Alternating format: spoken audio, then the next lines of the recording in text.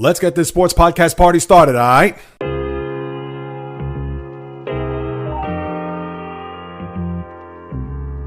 The JAYREELZ podcast. What is happening, my good people? Greetings. How are you? How's it going? How's everybody doing out there? What is the latest and greatest? Hope everybody's doing well, feeling fantastic, in excellent spirits. The middle of August has brought us to a rather quiet sports period. Well, this is the Sports Dead Zone 2.0, but nevertheless, you'll get my insight and input on whatever is happening, as this is the JAYREELZ podcast with JAYREELZ. For my first timers, welcome aboard. And for those who have been banging with me going back to the very beginning, somewhere in the middle, or even as early as this past Monday, I welcome you guys and gals back. And I won't go as far as saying that there's a shocking development in baseball, but I will say it's rather surprising to think that a team of their caliber, their ilk, the defending World Series champion Dodgers, that here we are on August the 14th, after a stretch here where they have not played well.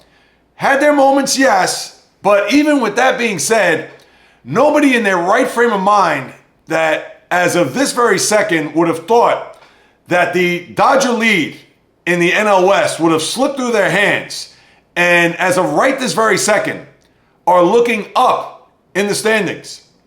And to think, as early as July 25th, which would be 3 weeks ago tomorrow, they had a 6-game lead in the division. And here it is. The San Diego Padres have zoomed right past them as if they were standing still. They have gained 7 in the standings, games that is, in a matter of 19 days. Now the Dodgers, similar to other teams that a lot of people expect out of this year, whether it's the Yankees, whether it's the Mets, those two teams in particular have really fallen on hard times. But the Dodgers, for the second time in a little over a month, because I believe, right after the All-Star break, the Brewers went to LA after sweeping the Dodgers in Milwaukee a couple of weeks prior. And the Brewers, who we all know, we've talked about them over the last couple of podcasts, and I'm not going to go down that road as far as expectations and things of that nature, although I do have a thing to say about the Brewers in a little bit. But when the Dodgers out of the break got swept by the Brewers, and you thought, wow, that was a stunner. Who would have thought that the Brewers would have swept a season series against LA, despite the fact that we didn't really know how good the Brewers were at that juncture to where they are now. And boy, what a difference a month makes, because that team has now won 12 straight. But I'll hold off on the Brewers. So now the Dodgers come into this week to play the Anaheim Angels, to go down the freeway, where they lost to the Angels at home earlier this year, to where they got swept. So you would have thought, after winning 2 out of 3 over the weekend against the Toronto Blue Jays, and knowing that you have a date in Anaheim with the team that obviously is hanging in there, even with them on the fringe of the wild card race in the American League, but for the Angels to not only win a series, to not only sweep a series, but to win the final 2 games in, let's face it, dramatic fashion, and to suffer 2 season series sweeps in a matter of a month is almost mind-boggling for this Dodger team. And remember, they started their year 8-0. We were teasing about them going 162-0 or 161-1 when they lost that first game, I believe it was in Philadelphia. And here they are, looking up to the Padres in the standings. And there's a lot to unpack here, because yesterday, if you watched the live stream that I host every Wednesday, 12 p.m. Eastern time, and if you haven't, or if you're just new to the podcast, or even new to, oh, wait a minute, JAYREELZ has a live stream? Every Wednesday on YouTube, I host a live stream, so definitely hop on board. I had one of my regulars join me as a guest who lives in LA, goes by the name of Bruce, but his screen name is BioZio186, and he actually chimed in on the state of the Dodgers. So this is before they got swept last night by Anaheim, and now you really have to think, what is happening there? Did they overlook the Angels? Because guess who's next on the horizon as far as on the schedule goes? And they're going to invade Chavez Ravine over the weekend. And now that they sit atop the NL West, yes, you guessed it, the San Diego Padres. Is this going to be a situation where the Dodgers overlooked the Angels here in these 3 games because they knew that the Padres were lurking as they're going to head to LA for 3 games? And oh, by the way, they do play in San Diego the following weekend. Now they do go to Colorado for 4, which will obviously be a punching bag, the Rockies that is, for the Dodgers during the early into the middle part of next week. But with the Padres now coming to town and with them leading the NL West, would you be surprised if the Dodgers somehow, some way wake up and then win 2 out of 3 or even sweep the Padres in the process? Now, we'll talk about that series in a second, but as far as the Dodgers, is it a thing where they're now bored of the regular season? They're just tired of what has taken place. They now have hit the dog days where it's like, just get us to October, we'll get to the playoffs, and it'll be a brand new season, and we'll defend our title from there. I would think there's some truth to that. We could talk about how decimated their bullpen is, and even their rotation to a certain extent. And even though they've gotten guys back, the Blake Snells and the Tyler Glasnows of the world, and maybe Roki Sasaki will somehow, some way make an appearance here over the last 6 weeks of the season, but maybe there's some frustration in-house. Not that I know, not that I'm privy to, but maybe with the team physicians, the strength and conditioning coaches, to where these guys have not been healthy, and maybe there's some side-eye and some whispers or murmuring going around. I don't know. Now, I'm sure there are guys on the beat that would report this, and I know they'd have to do a lot of digging. And again, this isn't any type of conspiracy theory. I'm just trying to figure out what has happened with this team here over the last 3 weeks. Again, 6-game lead. And I still think when it's all said and done, the Dodgers are going to win the NL West. So this isn't a thing where, oh, I felt as if they were going to bottom out and that they were going to crater and get to a point where they're going to have to dig themselves out and get themselves back to the top of the division. Now, they're only separated by a game, and with their division foes coming to LA, they could certainly fix that over the course of the weekend. But you got to wonder what is going on there, because we know Mookie Betts has not had a big-time year. We know that the Dodger pitching staff, starters and relievers, have just gone through the ringer as far as their health is concerned. And Dave Roberts, who knows? He's not pushing the right buttons. Maybe not being able to motivate the guys, because to get swept again by the Angels, and I don't want to hear, oh, we overlooked them for the Padres. And of course, they're not going to say that. This isn't the NFL where you have that trap game, or in this case, a trap series. You're not going to hear that in baseball. But it makes you scratch your head. They lose to the Angels 6 games this year. And those back 2 games where Shohei Ohtani hit a game-tying home run in the 9th inning on Tuesday before losing in extras. And as a matter of fact, I take that back. It was tied at 5, and they took the lead there in the top of the 9th. They blew it. I know Tanner Scott, that signing's been a disaster. And for the Angels to come back in the 9th and then win into the 10th, and then yesterday had a 5-4 lead before they scored 2 in the 8th and won that game 6-5. And you got to be scrambling for answers if you're a Dodger fan. And I don't know. Maybe the Padres will be the panacea, as I like to say, to cure their ill wills, but I don't know what's going on there. And maybe there is a little bit of bickering or behind the scenes that we don't know about.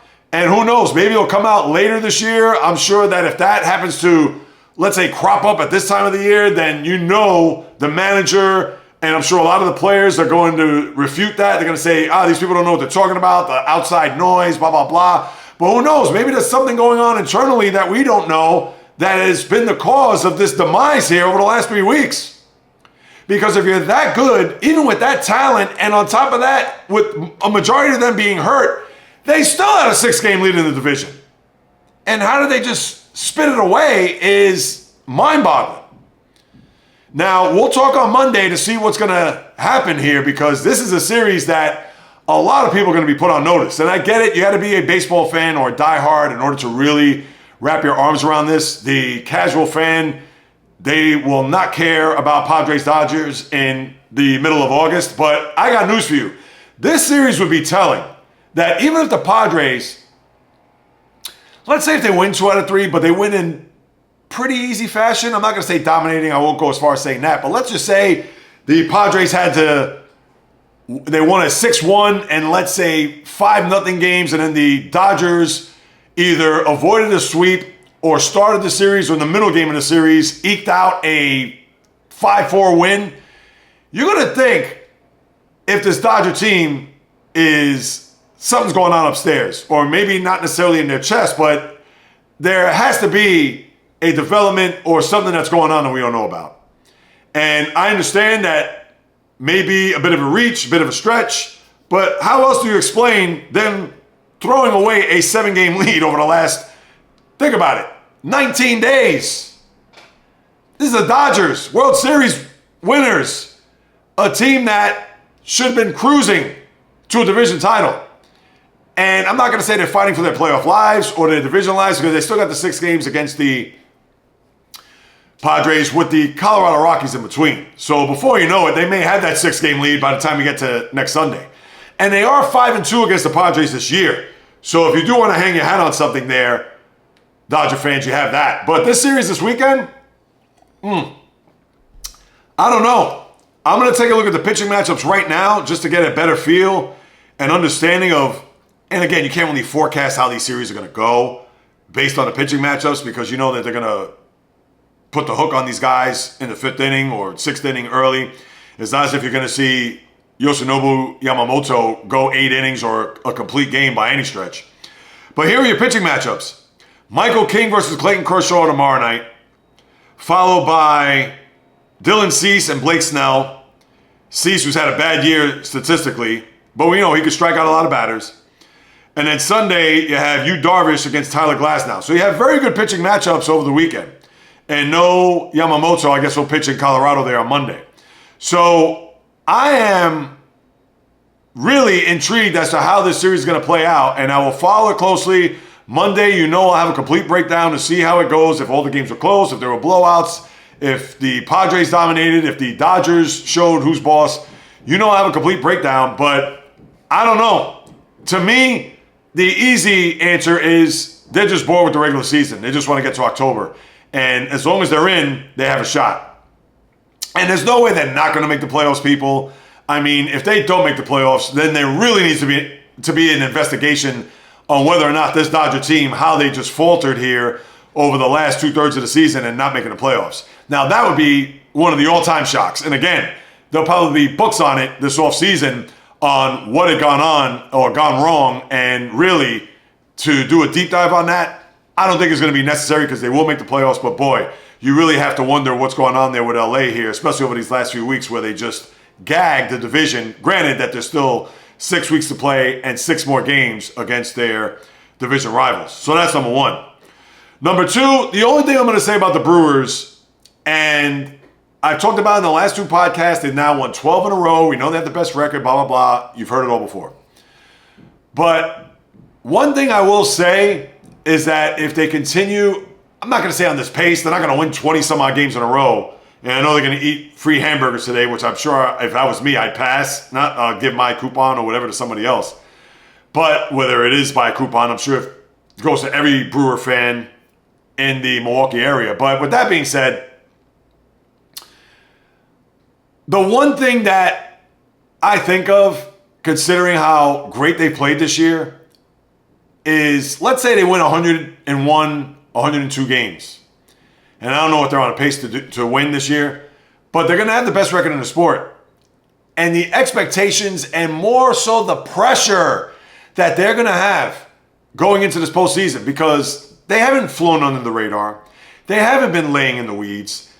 Now they're put on notice to the point where a lot of people think they're going to go to a World Series. And yes, they have had a phenomenal stretch since Memorial Days. I've talked about the numbers and their records since that time. But now they're going to have to back this sucker up. They just can't make it to the postseason and win a division series and then, oh, well, they got to a Game 7 and lost at home in a championship series. No, they got to go to a World Series and get to a Game 7. If they lose a Game 7 in the World Series, all right, it's going to stick to your ribs forever, but at least you can live with that. But right now, with the way they performed and how they played, and if they do win 100 and 101 or anywhere between 100 and 102 games, and maybe even more than that, they're going to be expected to go to and win a World Series. That's all there is to it. And I don't want to hear, oh, well, this team this team that. Think about last year in the NBA when the Oklahoma City Thunder won 68 games. And I get it. Usually the best team in the NBA wins the championship. The year before that, the Celtics had the best record in the sport. What happened? They won the championship. Before that, Denver, I believe they may have been the 1 seed that year, but what happened? They won the title. So NBA is a little bit different.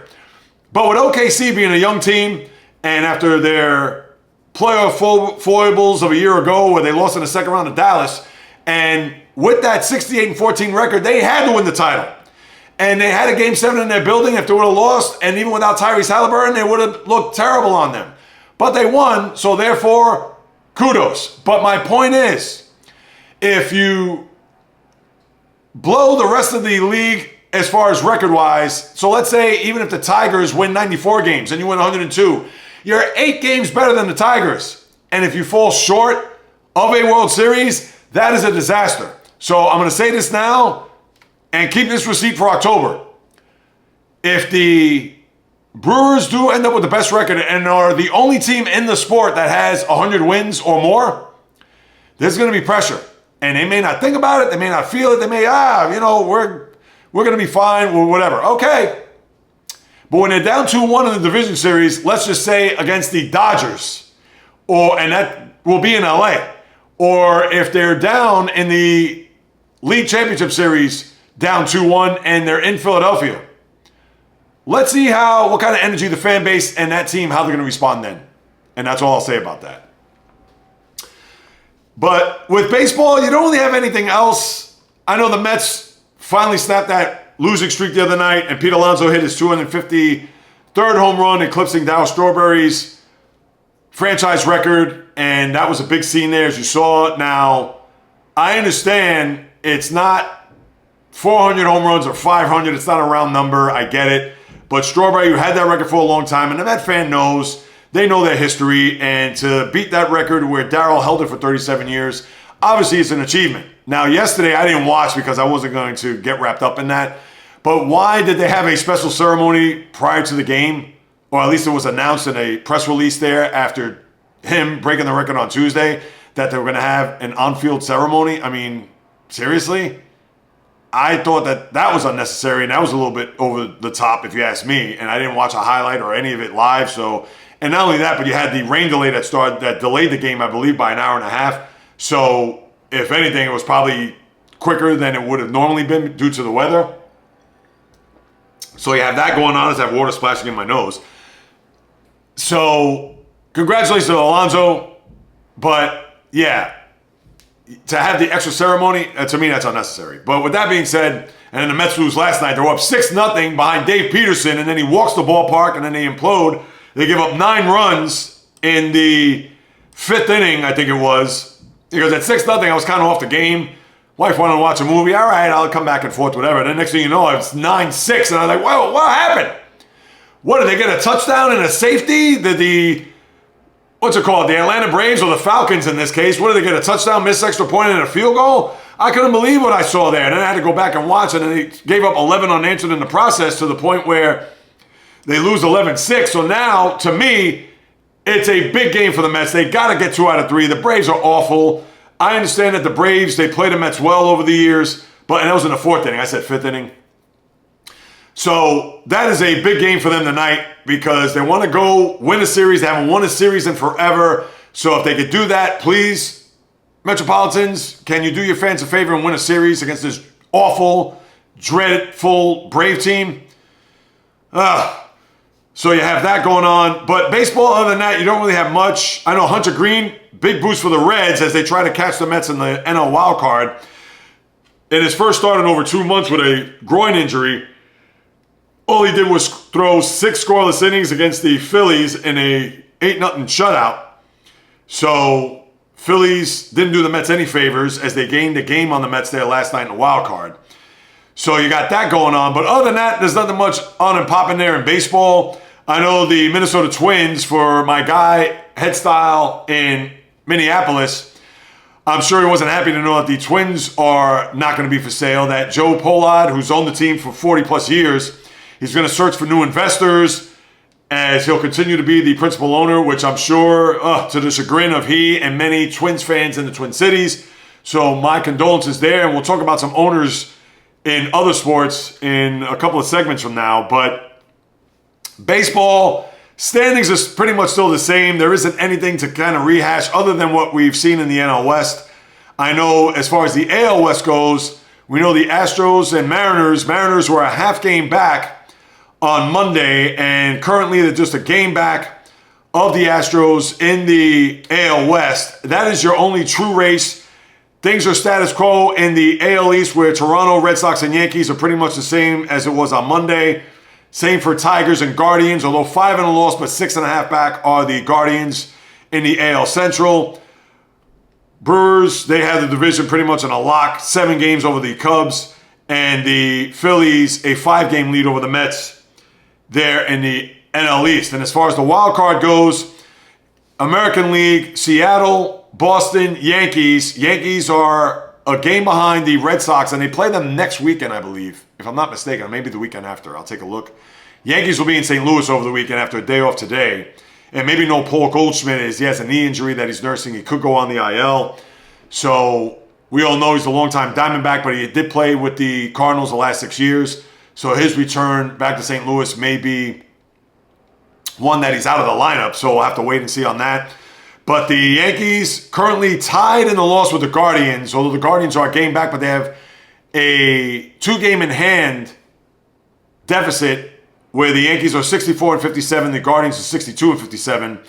And then the Rangers, who have now faltered here a little bit, they're now 3.5 back, 4 in the loss. And remember, they were a half game behind the Yankees going into last Wednesday's afternoon game, where if they would have won that game, they would have been a half game up and would have overtaken the Yankees in the wild card. And right now, they have hit a bit of a skid where they're 4 in a loss and 3.5 back.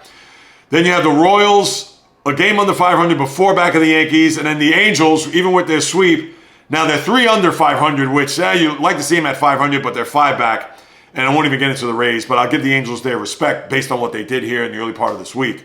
But that is your American League wild card. In the National League, you have the Cubs, who have a 4.5 game lead over the Mets, 5 in the loss, and actually have a 2-game lead, 2 in the loss, but a 1-game lead over the Dodgers, who now have the 5th wild card spot because of the Padres overtaking them in the division. And then you have the Mets, 64-57.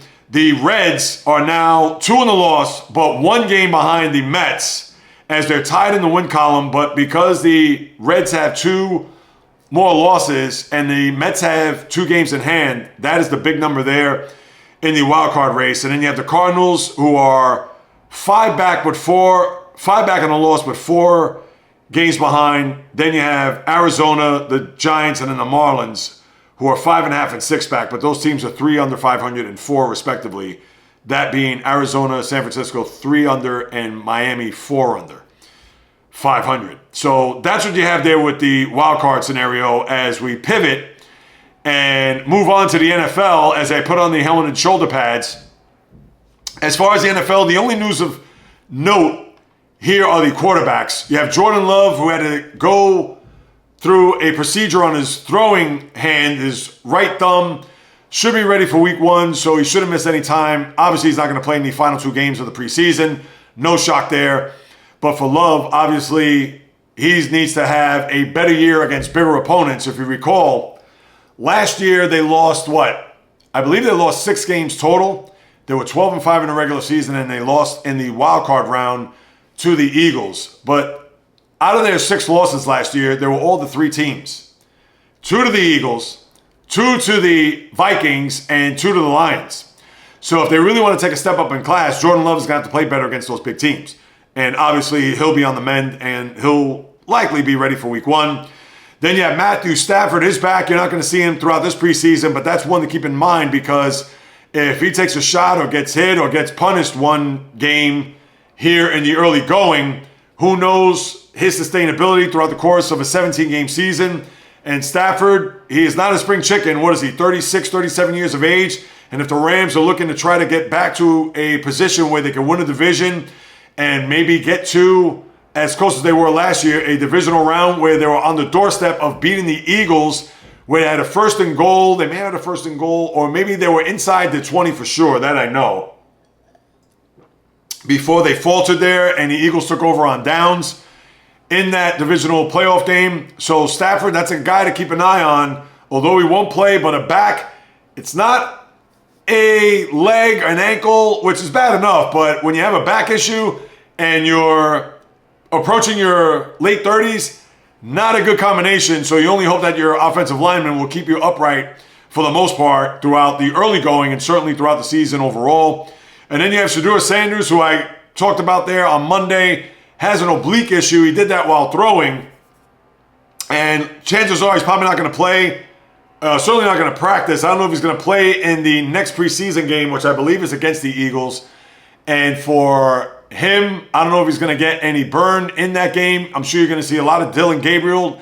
Let's see what he's going to do as a third-round draft pick, as you know, in this past year's draft. Let's see if he does anything close to what Sanders does, and I'm sure that'll be telling if Gabriel does not do well. And considering what Sanders did against Carolina, maybe Sanders moves up the depth chart there behind Kenny Pickett and Joe Flacco, so we'll have to wait and see on that. But that is pretty much it. Now, I know you had a signing there, James Cook, who wanted to get the bag, and he certainly did so. 4 years at $48 million, 30 of it guaranteed. Very good running back and a key figure of that Buffalo Bill offense. And speaking of the Bills, I know that the latest version of Hard Knocks is circled around the Buffalo Bills. And based on what I heard in these first two episodes, they are, I don't want to go as far as saying unwatchable, but you're not going to learn a lot about this team. You know about the new ballpark based on what I hear, and maybe a couple of people that they're zeroing in on when it comes to the HBO show. But unlike years past, and it's a shame because years past they went to those rookies who were long shots to make the team, or they circled around a couple of their key players. Of course, they're going to talk about Josh Allen. He's the quarterback. But, right, would they talk about James Cook? Maybe they did so, but I'm sure they probably didn't spend a lot of time on it.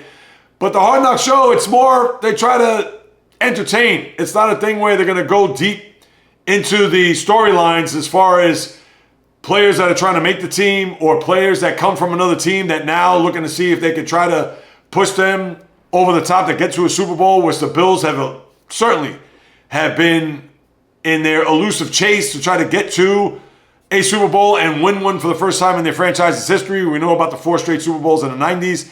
I don't know if that's been a storyline here, but it seems to me, based on what I've heard, you're not missing much, which is a shame because that obviously was a show that you wanted to watch and get into, especially here from August into September to get you ready for the regular season. But maybe they have fallen short. I don't know, or the licensing to give them the access, or who knows. But if Hard Knocks is your thing and you think it's good, great. But from what I've heard, it is not that good. So that's what I got with the football. Let me turn my attention to the association as I lace up the high tops and take a little trip. And there's not much here to discuss here. You're going to have a situation where the Celtics sale is official. $6.1 billion, private equity group led by Bill Chisholm. And he is now your majority owner of the Celtics, where Rick Grosbeck, who sold his portion, and I believe Stephen Pagliuca, the other owner, along with Rick Grosbeck. Now, he is still owner, but he's obviously a minority owner, where Grosbeck sold his majority share to Bill Chisholm. And now you have a situation where Chisholm, although wanted Grosbeck to stay on board, I can't believe I'm even talking about this, wanted to stay on board as a CEO and board of governors, but Grosbeck decided to step down and is not going to be part of the board of governors. He may be around here and there, but I'm sure the responsibility is now on Chisholm, and I would think he's going to use Pagliuca as a consigliere, so to speak, knowing that he's been around the team for decades and knowing the fabric of what it takes to run a team. But we all know the final decision will be on the shoulders and the head of Chisholm. So $6.1 billion, which is the biggest sale, even bigger than the Commanders a couple of years ago when it was sold to Josh Harris, Magic Johnson, etc. But we all know down the pike with Mark Walter, the current Dodger owner, and with the announcement, hasn't been approved yet, of Jeannie Buss selling the Lakers to Walter at $10 billion. So that's actually $4 billion more if you do the math. And I know my math is correct there because when it comes to standings and trying to break that down for whatever reason, I go blank. But you have a situation where Mark Walter will be hold my beer, Bill Chisholm. I'm going to take over as far as the biggest franchise on the block as far as net worth is concerned. But the big thing about these franchises, and the same goes for Portland, that's the other team, where the Allen estate, which is now led by the sister of Paul Allen, who passed away, I believe, 2018, maybe even earlier than that. Of course, we know Paul Allen, Microsoft, ginormous name in the tech field. But for the estate of Allen, it's going to be sold to a guy named Tom Dundon, who also owns the Carolina Hurricane hockey team. Buy the Blazers, keep them in Portland. Portland, obviously, is the only team in town in all the four major sports. I believe they do have an MLS team, but I'm talking about the major sports, basketball, baseball, football, hockey, as you know. So he's going to keep them there and dabble into what the NBA is all about. So they don't have to worry about leaving there. And I believe that was actually in the will of the Paul Allen estate, to where he wanted his siblings to sell the team at some point because maybe he didn't want to have them bear the responsibility of this team for any length of time. As it is, he owned it for quite some time with the sister who owned it for a considerable amount of years. But now it's going to be sold to Tom Dundon. He'll actually take over once that's approved. I don't know what the asking price is. I'm sure it's going to be obviously at least a couple $2 billion. So we'll wait to see when that's official. And what it is, what's that telling you people, is that these teams that have these organizations, or I should say these owners that have these organizations, teams, etc., they're ready to jump ship. They've made their money. They've had their success. And some maybe not have had success. If you're Stu Sternberg of the Rays, who bought the team for $200 million and he sold it for $1.7 billion. And why do you think Jeannie Buss, who I know is going to probably be on board their board of governors and maybe be a CEO under Mark Walter, but yeah, it's time to get out where the getting is good. These franchises are worth 20 king's ransoms. So I guess I don't blame them for doing so, whether you are Wick Grosbeck, whether you are Jeannie Buss, whether you are just any type of owner in any sport. Yeah, go get out where the getting is good is right. And all you could say is kudos to them. They made their money. They made their fortune. They're at its peak. So therefore, sell it off and enjoy the fruits of your labor. I guess that's the best way to put it. And I'm sure they have other interests in business and things of that nature. So it's not as if they're selling their franchises to go sit on a beach for the rest of their lives. Absolutely not. These are business people. All they know is just trying to wheel and deal and make more money, and to think as if selling an organization for $10 billion, there's always more of an opportunity to make more money out there. But hey, that's why they're successful. That's why they do what they do. So hey, I can't say anything about that. And as far as the WNBA is concerned, I know the Lynx and the Liberty will play on Saturday, and you've had a couple of developments there. We all know that, I know the Dream won yesterday, and the Dream are inching closer to the top. They may have actually overtaken the Liberty right now, because the Liberty, although they won in LA on Tuesday, but they lost to Asia Wilson and the Aces last night. So their next stop will be in Minnesota.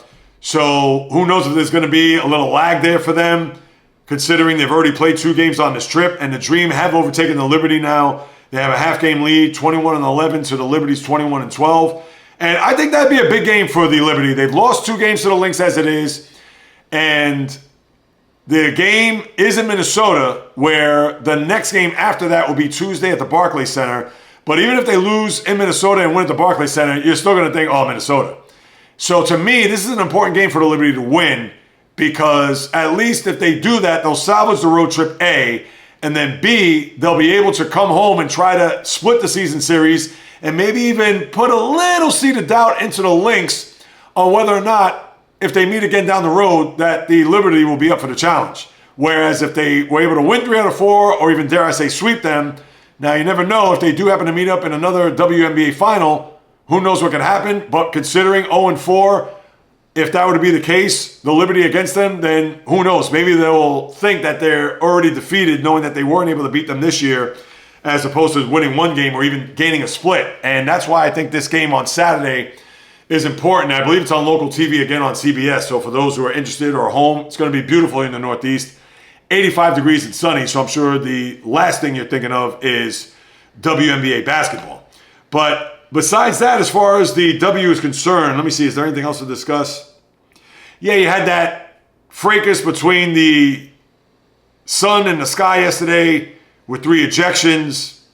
I mean, I don't know, both the sun and the sky not having big years, as you know. Caitlin Clark progressing, but still not practicing. Who knows when she's going to return. And that's pretty much what you got. Now, the Lynx did clinch a playoff spot with the Fever loss yesterday.